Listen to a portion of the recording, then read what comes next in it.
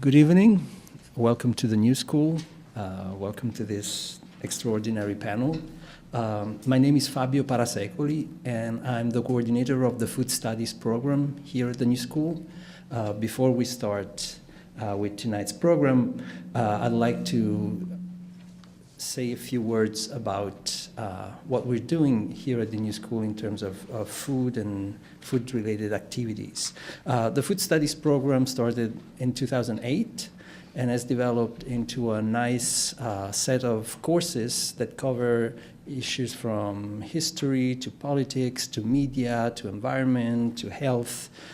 Courses can be taken by the general public as continuing education, so anybody who's interested, please leave your email address at the entrance. We'll be able to send you information. But classes can also be taken as part of a bachelor's degree. We also have a series of events like this one. The next one is going to be on March 5th. It's the presentation of a book called Black, White, and Green, and it's about race in farmers markets. And then we have another event on March 11th, and that's going to be about the problems, the labor issues in the restaurant industry. And it will be together with the Restaurant Opportunity Center. So we have this series ongoing. Again, if you're interested, leave your email. We'll be happy to get in touch with you. We also have a website called The Inquisitive Eater, and actually everybody is invited to submit. It's open to anybody, not only to New School students or faculty, and we're having submissions from literally all over the world. And we accept poetry, literature, graphic design, photography, videos, all sorts of expressions that have food at their center. Last news that I'm very happy to announce, actually have two great news. One is that we've started a partnership with the International Culinary Center, the former French Culinary Institute. So their alumni can come and finish their bachelor's degree with us, but on the other hand, our students can go on mobility to the International Culinary Center and get a diploma as chefs while working on their bachelor's degree. So in the tradition of the New School of combining theory and practice, I think this is the first step to work towards a new culinary professional, that it's got experience but also thinks and it's able to look at reality in different ways. And the last news is that we're launching a new series together with the James Beard Foundation, where there will be chefs and architects talking to each other. So there will be big names. So far we have Dan Barber, we have David Chang, we have Andrew Carmelini, who will be talking about their work, but from the design and architecture point of view together with their architects. We're very excited about that. As you know, at the New School, we have a big design school, Parsons, so it's the perfect place, and hopefully you'll be interested. I think it's going to be quite interesting. I'll now introduce Andy Smith. We're lucky to have him on the faculty here at the New School. He teaches very successful classes. He's also a very prolific author. I'll just mention the last work that came out. It's the second edition of the Oxford Encyclopedia of Food and Drink in America. And Andy will introduce all our speakers. Thank you.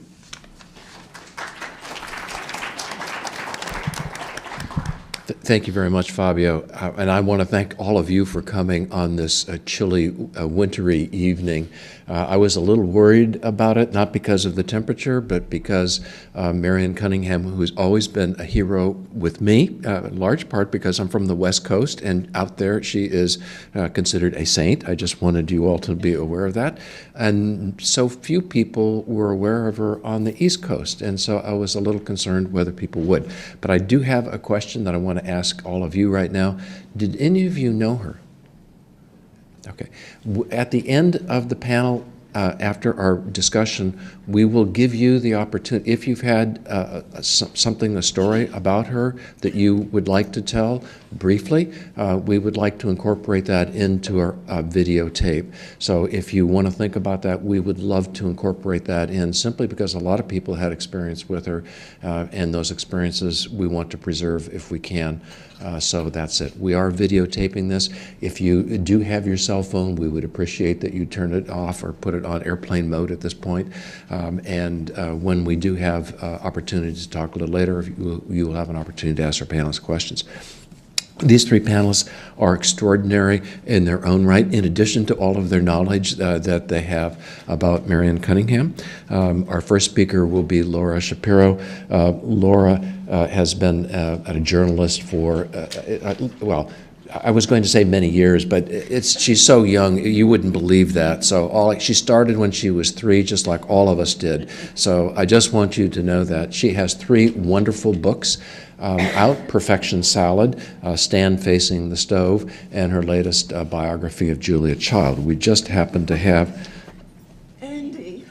I'd love to take credit for standing. My mind is not doing well. Something from the Oven. It's okay. One panel. There's so many panelists and so many books. Something from the Oven, which we just happen to have copies over here. This book and our second book from our second speaker, which is Judith Jones. I just want you to know these usually sell for $3,000 on Amazon. Tonight we have them a much more affordable price here, and we hope that you will enjoy them. And I've happened to twist the arms of 2 of our speakers in order to autograph and sign them. Our second speaker is Judith Jones. Judith Jones was the senior editor and vice president at Alfred Knopf. She was Marion Cunningham's editor, and Judith has many books out, of which the most important one for our purposes tonight is The 10th Muse, My Life in Food, which, if you haven't read it, is a wonderful book, and I encourage you to do that, and we are selling it over here tonight.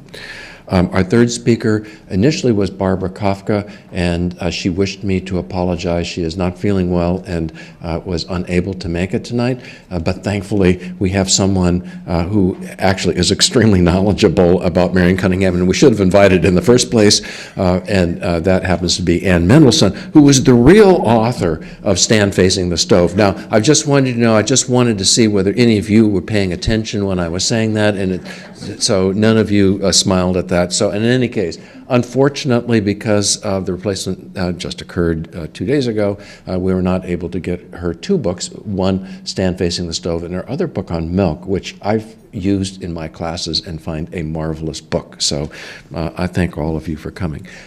We will have each of the presenters give a brief presentation. Then I have questions. My number 1 question, if you don't answer this, is how is it possible that somebody who's 50 years old can do the things that Marion Cunningham did without a lot of what we would think of as the background necessary to do those things. So I'll be quizzing you if you don't properly answer that question. So our first speaker is Laura Shapiro. Laura? Some of you, I'm sure, remember the TV series Baking with Julia from 1992, which had Julia Child and a parade of famous chefs week after week baking and talking with Julia in her kitchen in Cambridge. So Julia and her guest of the week would pull all sorts of fabulous creations out of her famous oven. Every week there were Viennese pastries, a triple citrus meringue tart, chocolate ruffle cake, a chocolate bundt cake with creme brulee, and of course, croissants, focaccia, bagels. There was even a wedding cake. So one day in this series, her guest was Marion Cunningham. Marion was 70. She had been cooking for most of her life. She made buttermilk muffins. She made them with her hands. She leveled off the flour in the cup with her hand. She packed the brown sugar into the cup with her hand. She even took the shortening in her hands and she pulled it into soft pieces before it went into the bowl. In between all this, she kept plunging her hands into the bowl and mixing everything together with her long, graceful fingers. Julia could not take her eyes off this. She was probably remembering all the horrified letters that she got back in the 60s whenever she reused the tasting spoon. And meanwhile, Marion is saying, the whole thing about home baking or any kind of baking is to mix well, to get things mixed. She's saying this, and Julia is gazing into the bowl because she herself loved handling food. She murmurs, use your hands. And Marion said, yes, I think using your hands is the answer. Marion always used her hands and her common sense and her huge respect for good home cooking. These were not the qualities that typically made someone a star in the food world back in the 80s, which is when she became a star, but she always had a way of defying expectations. She once told me that the best job she ever had in her life was working in a gas station in World War II. She had loved handling the cars. Marion was born in California in 1922, and she stayed in California for the next 45 years. She married, she raised 2 children, and she did a lot of cooking at home because she really enjoyed it, especially the baking. But those were difficult years. She had severe agoraphobia. Even to leave the house was a torment for her. In addition, she was an alcoholic for some of that time. What sustained her was probably the cooking, and ultimately it was the cooking that freed her. When she was 45, she really wanted to go to Seaside, Oregon, where James Beard was giving his famous series of cooking classes. So she confronted her agoraphobia by inviting 2 friends to fly with her to Los Angeles. She lived in Walnut Hill in Northern California, right outside San Francisco. She and 2 friends got to the airport, and she got on a plane with them. One sat here and one sat there, holding her up, and they flew to Los Angeles, had lunch, and flew back. That was the agoraphobia. She dealt with it. At that time, she also quit drinking. So when it came time to leave for Oregon, she got out at the door and she got on the plane. So that trip to Oregon was the life-changing event, and Beard was the life-changing person. His whole approach to food supported and magnified the beliefs and values that Marion had always had about cooking, that it's about honest ingredients, workable methods, and that the American culinary traditions that are all around us are worth honoring. She went back again to study with Beard. Eventually, she became one of his assistants. You'll hear more from Judith Jones about what happened next, about how a woman who was still at heart a California homemaker was tapped to completely overhaul an American kitchen Bible, the Fannie Farmer Cookbook, which had been first published in 1896. It was known then as the Boston Cooking School Cookbook. It was still in print by the 1970s, but decades of misbegotten updates and revisions had taken their toll, and the book was a mess. Marion's new look at Fannie Farmer was published in 1979, her first book at age 57, and she just kept going. She wrote the Fannie Farmer Baking Book. She revised her own Fannie Farmer revision and brought out a new edition in 1990. She wrote the Breakfast Book, which many people consider her best, and the Supper Book. She did Cooking with Children, Learning to Cook with Marion Cunningham, and finally a book called Lost Recipes, which came out in 2003. Many of our dearly loved home-cooked dishes are fading from memory, she wrote in that book, and they are not being replaced by better renditions. A perfect example of this is spoon bread. Her recipe called for milk, eggs, cornmeal, butter, water, and salt. It was Marion. I think she wanted to write down those lost recipes because loss itself was moving steadily to the center of her world. By 2003, she was in the early stages of Alzheimer's. She lived with it for a few years, and then she was moved to an institution where she died last summer. Fannie Farmer used to make a dish called eggs a la goldenrod. You hard-boil the eggs, and while that's happening, you make a white sauce. Then you dice up the egg whites, and you stir them into the sauce, and you pour the sauce over toast.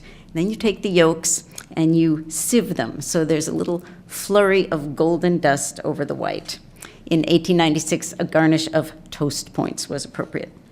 Marion knew this recipe even before she went to work on Fannie Farmer because she had learned it in school in home economics. When she included it in the Fannie Farmer book, she called it goldenrod eggs She was not really an a la kind of cook.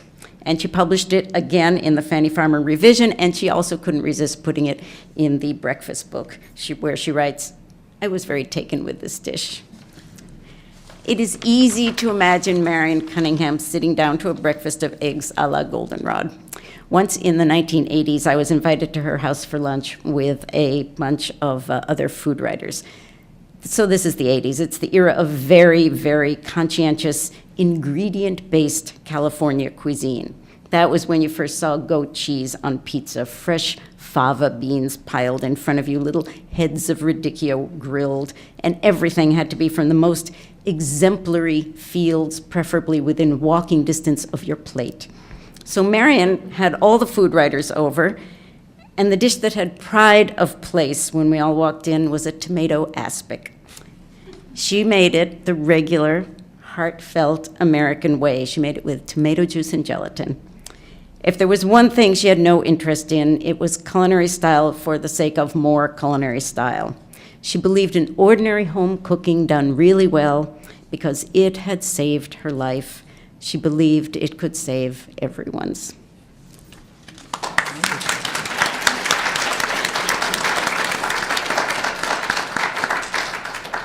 Judith? Well, Marion was certainly a late bloomer, and I think that had a lot to do with who she was and her approach to food, as you were saying. What really makes a food writer? For one thing, we didn't have such roles in the 19th century and into the 20th century. The cook was the cook and not necessarily a writer. But with Marion, the very fact that she was self-taught, she did have a wonderful Italian grandmother. She learned by doing and observing and loving it. And as you pointed out, it did save her life because there was that turning point when she was 45 years old on her birthday.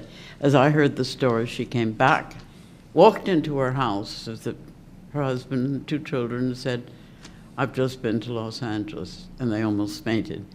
And then she said, finally, "and I'm not going to drink anymore." And that she just knew that it was eking away her life, and she wanted to do more. She also adored James Beard, and that first, when she went up to the classes on the Oregon coast, she just fell in love with the whole idea of people getting together and cooking together. But she'd never written a word. And the story, and I was right there as a witness, Frank Benson, who was the head of the Fannie Farmer Company, realized that book looked, and people talked about it as pretty tired. It became what I call a box top collection of recipes. And there was nobody in the Fannie Farmer family to carry the mantle. No one was a cook, so they just hired people to clip the box top recipes. And so Frank was aware of this, and he wanted to get it a new life and talked to a number of publishers. I heard about it and I said, "Go away, I don't even want to talk to him."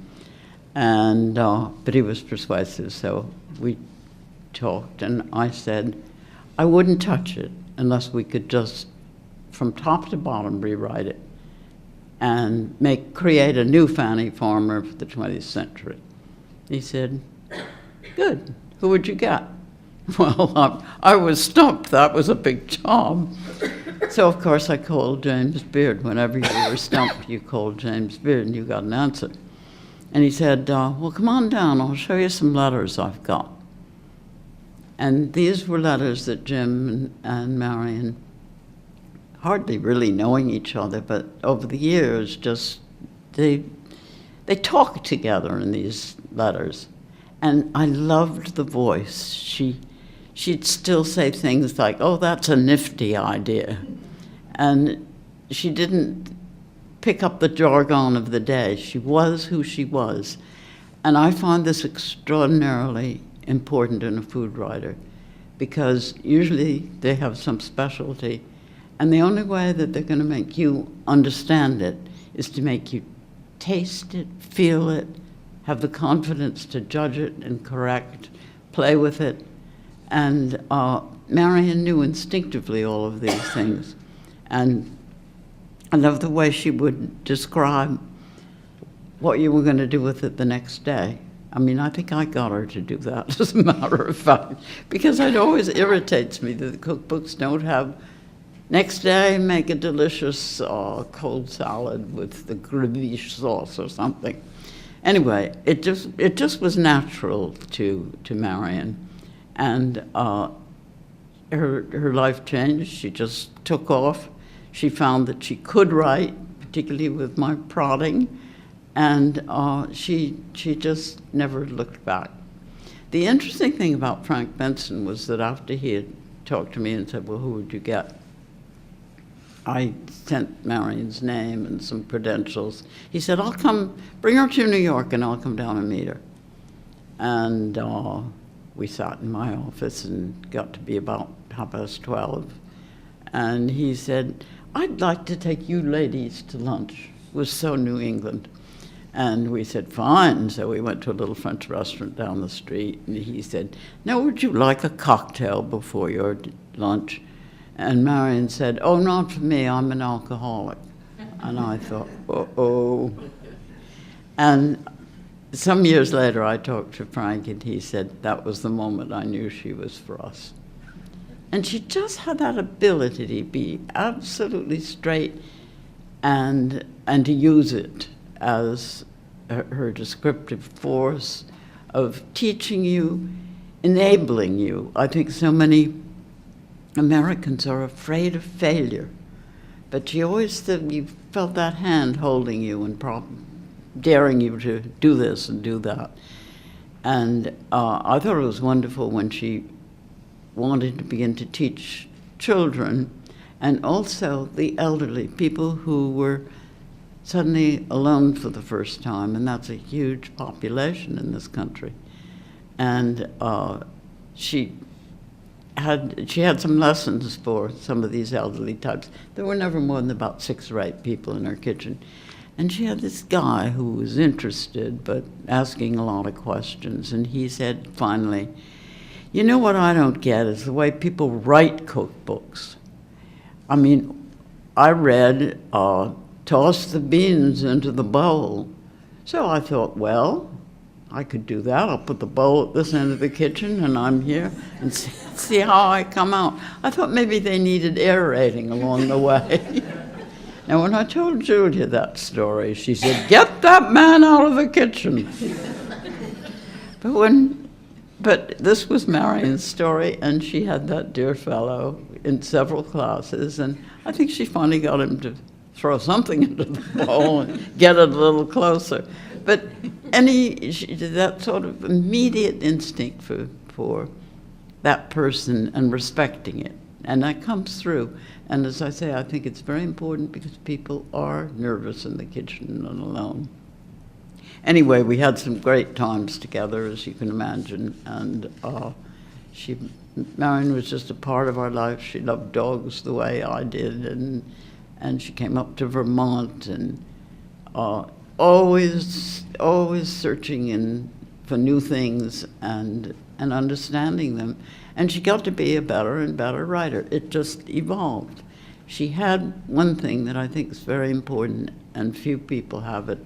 That's perfect pitch. That sense of taste, and that cake is a little dull. Let's put some more sugar in it.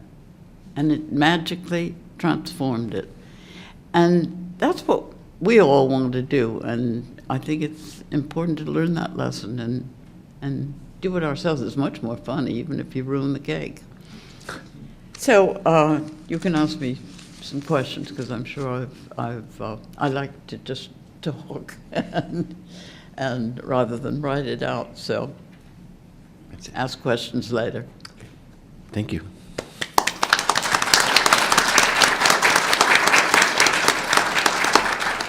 Anne?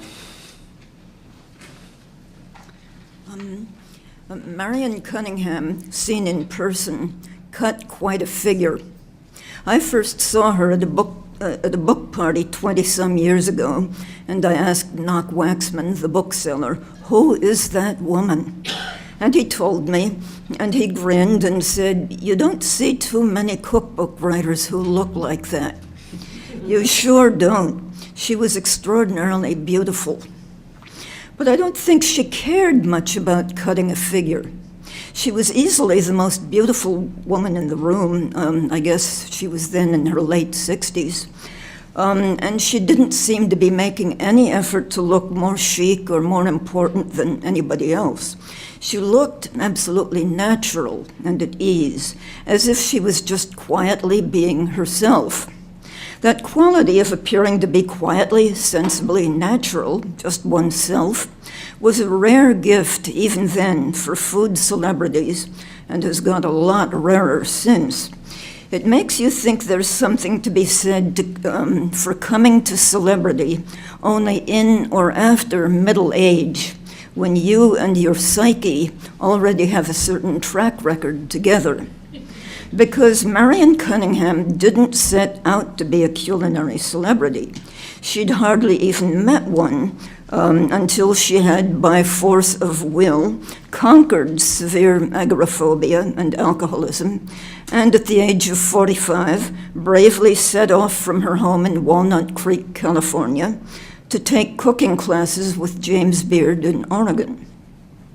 Her first major writing assignment, her work on the 1979 Fannie Farmer Cookbook, for which Beard had recommended her to Judith Jones, didn't instantly catapult her to national celebrity, because her name wasn't on the dust jacket. Only in her late 60s, with the 1990 Fannie Farmer revision, did she achieve national fame in her own right, when Knopf, the publisher, decided to present Marion Cunningham as the public face of the cookbook, today's Fannie Farmer. The reason this was such a smart decision is that Marion Cunningham didn't try to swan around striking poses as Fannie Farmer. She was perfectly comfortable being herself, as a younger person might not have been after having celebrity thrust upon her. As far as I can judge, what mattered most to her was the role of teacher. She took teaching seriously. I suspect she may have thought about it more profoundly than her mentor, Beard. Her status as the public face of a reinvented classic cookbook gave her the chance to ask herself questions about what people didn't know about cooking and why they didn't know it. If you want to get close to the mind and heart of Marion Cunningham, in my opinion, the books to look at aren't the two Fannie Farmer revisions. That kind of all-purpose kitchen Bible is just intrinsically too enormous for much free expression of personality, unless you're Irma Rombauer. The two books I'd point to as the truest expression of Cunningham's concern, and in a very real sense, her conscience, are Cooking with Children and Learning to Cook with Marion Cunningham. It's so interesting, so revealing, that she would use her late-in-life national stature to take on those two projects. The children's book, published in 1965, when she was 73, shows a conviction that things might be better for all of us if we could somehow put the fearlessness and curiosity of children, the sharpness of their senses, to good purpose in an ordinary American kitchen. This is not one of those feel-good books where you lead a kid through some lowest common denominator formula for brownies and act as if he or she was Escoffier. It's firmly structured in 15 lessons. Cunningham is not afraid of that word, that presumes some brains and some sense of responsibility on the part of the kid and the parent. It puts great stress on using your senses to judge key clues like the temperature of a pan. It's meant to get very young people thinking about their own home kitchens, their own kitchen at home, as the nucleus of the food world, the essential source of meaningful gastronomic experiences that they're essentially in charge of. When I used the word conscience, I meant it seriously. I think Cunningham's experience as the face and voice of the new Fannie Farmer, her experiences were happy and rewarding, but also troubling. They brought her up against an incredible, increasing general ignorance of home cooking, too deep to be addressed by something like the Fannie Farmer Cookbook. Probably most of us here have glimpsed this sort of gathering dark ages when somebody told us that such and such well-known kitchen Bible just intimidated them, or asked us a cooking question so utterly clueless that we just wanted to scream or give up. But because Marion Cunningham treated teaching as a kind of civic responsibility to bring the widest benefits to the widest possible audience, she didn't scream or give up. She thought, what can I do about this? And she brought a bunch of real kids into her kitchen for classes from which she probably learned as much as they did. Learning to Cook with Marion Cunningham, published in 1999, is a kindred educational effort, only this time for grown-ups.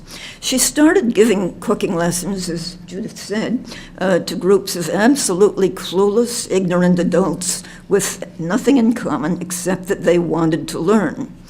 Quote, I remember seeing the delight on my students' faces when they first looked into the oven window and saw the golden puffy biscuits they had made from blobs of dough just 10 minutes before. They were every bit as fascinated and as pleased with their efforts as the children in my earlier classes had been looking at their first biscuits through that very window, end quote. Marion would present these students with a recipe and ask them what concepts in it, what language they didn't understand. She would ask herself why they didn't understand these things, how she could improve her choice of words or make the flow of the process more logical. And her unpretentious introduction to the book makes plain that her reason for undertaking the project is a reason of conscience, the sense that home cooking on the whole is faring badly in today's America, and that thoughtful writers and teachers have no business kvetching or sneering or turning away from the problem. Here is a woman who had moved among the most glamorous culinary figures of the California food scene since the 70s and 80s, who could have made an entire late life career doing vapid little exploitations of her Fannie Farmer platform, although I hate that word, and her idea of how to cash in on success, aside from a notable love affair with an adored red Jaguar, was to try and figure out more direct, more probing ways of addressing fellow humans of all ages to whom home kitchens and home cooking are unknown territory, maybe unknown and terrifying. I already knew how to cook when the Fannie Farmer revisions came along, so though I admired them, they weren't any special inspiration to me. But what this woman tackled in Cooking with Children and Learning to Cook with Marion Cunningham always will be, for me, an inspiring example of the American missionary spirit at its most sensible and practical and visionary.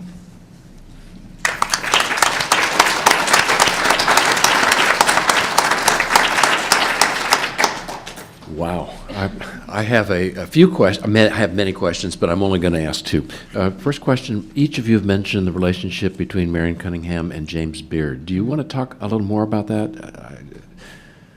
Well, there's a wonderful story when Jim and Marion went to Europe together, and she was driving, and she described some of the places they stopped at, but she said, what I remember most was going up, this hilly country, and Jim saying, faster, faster, faster. That tells you something, doesn't it? No, they had the same philosophy of cooking. Just instinctive that American home cooking was good cooking, and some of the good dishes come out of using things that are left. And you had ice boxes, but they weren't very cold. And I think that's the key to their really close relationship. And Jim, he appreciated her greatly. You talked about her grace and the look when she came into a room. And it's interesting because although she promoted home cooking particularly, she was great friends with chefs. They all adored her. I remember going to her 70th birthday party, and it was at Mondavi's, and that's a huge room there. And it was just packed with people who thought she was their best friend. She gave a lot. But there had to have been thousands of people who attended James Beard classes, and why her as opposed to so many? I mean, you've already given some reasons for that, but is there anything else that between them that would have sparked this relationship? Well, I think it was a complicated relationship. Jim loved teaching in the sense that he would never say, oh, I don't know that, or I can't find. He'd say, just a minute, I'll call you back. And then he'd go and call Schrafft's or something and come up with a cookie recipe. Mm-hmm. And I think he liked the idea of helping to create her. Mm-hmm. It gave him great satisfaction. Also, maybe Beard was surrounded by assistants and people who came to him to study and to cook and to learn from him, and he brought them along, and they became wonderful and well-known in their own right. And they were great, and they had egos. And Marion was not she had a good, healthy ego, but she wasn't one of these people that splashed herself all over the surroundings. And Beard had his own ego, and it may be that they made a good pair that way. She was willing to be second to Beard. She really respected him. He had given her so much, and maybe that was part of it, that there wasn't going to be a clash on the issue of who came first in that relationship. No. And in fact, this is talking out of turn, but I think he got a little jealous when she was so successful. Just a couple of times I could detect that. Yeah. You mentioned this to me in private, and I thought I'd get it on tape here. How did she get her first book contract? How did she get it? Yes. Well, she actually didn't. The contract was with Fannie Farmer, and she was a paid writer, editor, putting it all together. She did not get royalties on that first book. So she was a ghost writer because her name did not appear on it. Is that the official name for her, or was that just the relationship that they had? She was more the writer researcher for hire, and a lot of people participated in that first book. Nobody would do the jellied salads. I had to do them. but the second book was totally hers, and she was a little peeved at this. I mean, she hesitated, and Jim Beard said, that's how you get your start. You're nobody right now. Tomorrow your name will be all over. He said, that's how I got my start, and he did. I think it was, I don't remember the title of it, but he did a book for Simon & Schuster, and it was for hire. And it was the one about party hors d'oeuvres. And so he said, if I can do it, you can do it. But his name appeared on that book, so at least he got credit for it. Yeah, she's on the book. She's not on the cover, but it does say by Marion Cunningham with Jerry Labor. The two of them were really close, because it was a huge task. I wanted to open it up to questions. Does anyone in the audience have a question? Yeah, go ahead, Paula. I was just wondering, Judith, you have had one of the most long and storied and celebrated careers in publishing in New York. Just how many books did you edit and publish? The question for the tape is, Judith, how many books did you publish? This is what we want to know. The inquiring minds want to know. Did you ever keep track of the number? I never counted them, but at one point we did have a little brochure that we put in bookstores, and it was sort of the height of the opening up about food and everybody doing French, Italian, Japanese, Indian, and since we had quite a number of books in each category, but I never did more than 1 or 2 for a season because I thought the full energy should go into one book rather than become sort of a factory, and pretty soon you're turning out the zucchini cookbook. And so I resisted that. And I also like to edit other books. So it really wasn't an enormous amount. I was at Knopf for over 50 years, though. So I you do the arithmetic. I just want you to know we are planning to do a culinary luminary program on Edna Lewis. And just so happens, anyone know who is the editor of Edna Lewis? She's sitting here. So I just thought I'd point that out. So every time someone else comes up and she says, oh, just 1 or 2 a year, and then happens to be the central person behind her. So all I can do is say we hope that we're going to encourage her, Judith, you to join us in the fall. I did feel that we had done so many of these wonderfully exotic to us cuisines that we should look at America. And we did a series that we called Knopf Cooks American. And the idea was we hoped the bookstores would, as we added 2 or 3 a year, that they would expand, but they never cooperated. And there are some wonderful books in that, very specialized, but. Other questions here? I've read that aside from their professional and friendship relationships, she also, at some point as he developed medical issues, became like a caregiver to him. I've read things about how she would massage his legs when they would be so red and swollen and things like that. I was wondering what that must have been like for her. The question is that was there a relationship when James Beard became ill? Did she help him make it through that, and how hard was that for her? Well, I don't know who was responsible for this, but he was in New York hospital in a private room, obviously. And I was over there one evening just talking to him, and suddenly in came the chefs. Platters with great domes on top. They marched in, and the smell arising from them was so delicious. And all his chef friends got together and sent him dinner every night. That was pretty nice. Another question here? How do you think she would have fared if she had come into her celebrityhood today in the era of the celebrity chef? How would she have handled it all? I didn't quite get the whole. I guess the question is timing. She became very successful at that particular time. Would she, if she came along with the same talents today, have the same talent? Would people react to her in the same way? I think she was unique. Yeah, I think she was an artist. I mean, she was, as I said, she had this real gift for taste, and not many people have it.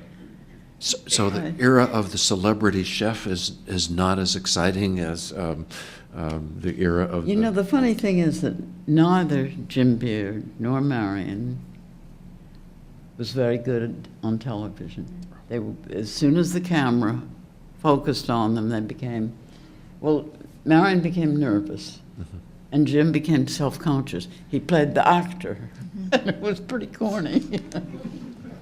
I think that must have been painful in a way. The best that I think that the Food Network, which was then something quite different. I mean, it started out as a really serious effort to put all kinds of programs on, and Marion had a talk show of her own, and she had awfully good people, and she was pretty good, but they just weren't naturals at it.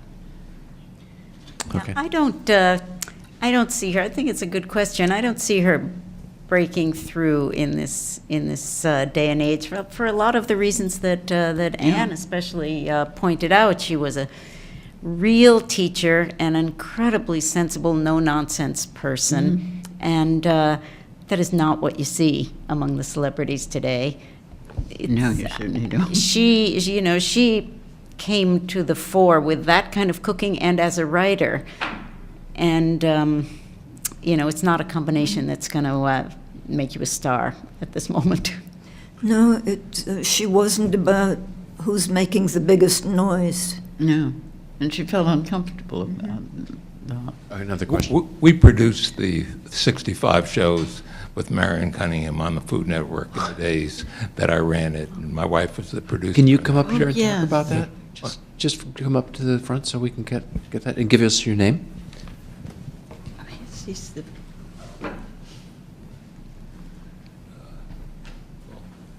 My name is Reese Schoenfeld, and we were the founders of the Food Network. And I just wish I'd heard something from each of you ladies before we produced the shows, because we would have produced entirely different shows if we'd known about cooking for children. Who could have done that better than Marion on television? It would have been much better. But as was said here previously, she was not at all, very much at ease on television. And so Come on up. the show, come on, Come on up. Pat. I think you edited Pat's brother, Ned O'Gorman, the poet, at some point, Judith. what? I think you edited Pat's brother, Ned O'Gorman, at some point. Okay. Nothing to do with anything, just an aside. But Marion grew with the Food Network.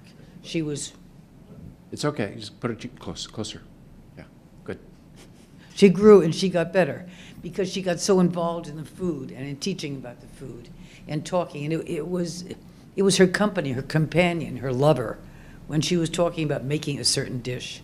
And she really grew. She got much better in her shows, I think. No, I agree. Do you have any incident that you would like to? Well, we convey with became that? friends. Yeah. I went out to her house in California once to shoot something, actually. And I used to go to the Stanhope. She stayed at the Stanhope here in New York. And I used to go and take her out for lunch. She'd take me out, and we'd spend afternoons together. I liked it. We were friends. And we worked together. Okay. Thank you.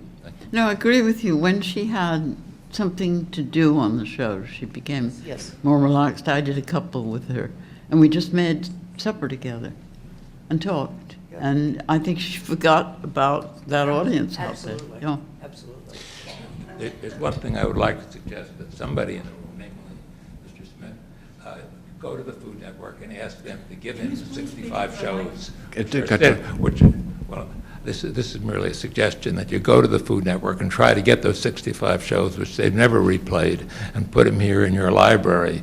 A great idea. Yeah. And, you can always tell them that scripts can take $5,000 each and have a tax write-off of $130,000 for the great act of charity. And of course, we're now with the 20th anniversary of the Food Network. And thanks to you. So thank you very much for all of your work.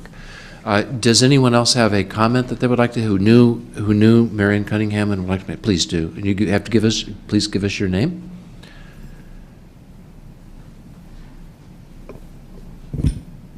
Another item you could have added to your show. Your name, please. Go ahead.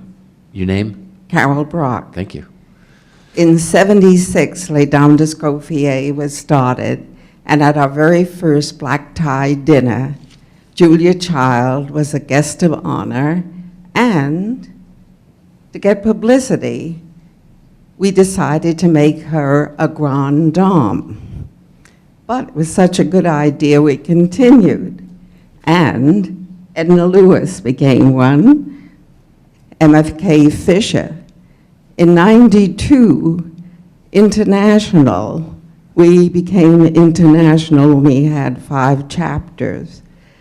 It became a very scientific method of choosing a grande dame. Each of the chapters submitted their choice and the reason for it. The first international grande dame was Marion Cunningham. A question? Yes? Question? Mine's more of an acquaintance, so I can stay here. You can stay there, that's fine. We want to get a microphone there, though. Acquaintances are good. All right. And it is just an acquaintance, but it was a lovely thing. I think it was around '82. I was an assistant in this Degustibus series at Macy's, and she came. I think she'd just done the baking book, and I was sort of fresh out of college, wanting to get into cooking. And I remember her stature. She was tall and had just the loveliest, warmest face, smile. And we had, even though it was just the 80s, there were already some star chefs, and they'd be like, do this, do that, to us, And I remember she was just really lovely in the way that she asked us to prepare her food. And then afterward, she signed books, and I never checked to see if she wrote the same thing to everyone, but, the same recipe, but what she said was, to Joanna, that's my name, why don't you try the cornmeal spritz cookie on page 92? And I don't know if she used the same cookie for everybody. And did you do it? I knew you were going to ask that. No, but I will now. Other question or comments in the back, please? Yeah. I wondered who are the people that she considered kindred spirits in the food world, or maybe ancestors. Would it be Clementine Paddleford or June Platter? Or are there people that she regarded as kindred spirits? She told me once that she said I've eaten all over the world and I've had the food of the best chefs in the world. She said the best of them all, the one who is really doing the best cooking, is Scott Peacock. Scott Peacock is an Atlanta chef who happens to be was a dear friend of Edna Lewis, and his cooking style is it's sort of renovated South, but it's got all the heart of the South in it, and beautiful ingredients, very American, very, very talented, refined. You have that sort of hearty Southern cooking, but it's very refined. She just glommed onto that. They were friends and they traveled together and so forth, but that was the food that stood out for her. That was the food that sort of went right to her heart. At least as she told me. Maybe you have other. And she liked the fact that he'd never gone to chef's school. But also, they were up in Vermont, both of them together, towards the end of Edna's life. And Scott wanted to use local things, so we went out for a little walk. And the blackberries were just bursting on the vine, and we scooped them up. And then we found a little bed of chanterelles, and that made, he hadn't planned it. He made up a dish that's heavenly. I have it every summer now. I would like to ask the last question, and perhaps the hardest one. What is her legacy? What is what? What is her legacy? How will she be viewed in 5 years or 10 years? Or I think she will be remembered for good sense. Mm-hmm. Okay. And for respecting American cooking, too. And for this complete lack of pretension, which I think is really communicable to people who read her work, and it gives you that feeling that you can do it. If people want to be told they can do it, they will find that in her. Mm-hmm. I would like to thank our panelists. I think this has been a wonderful panel.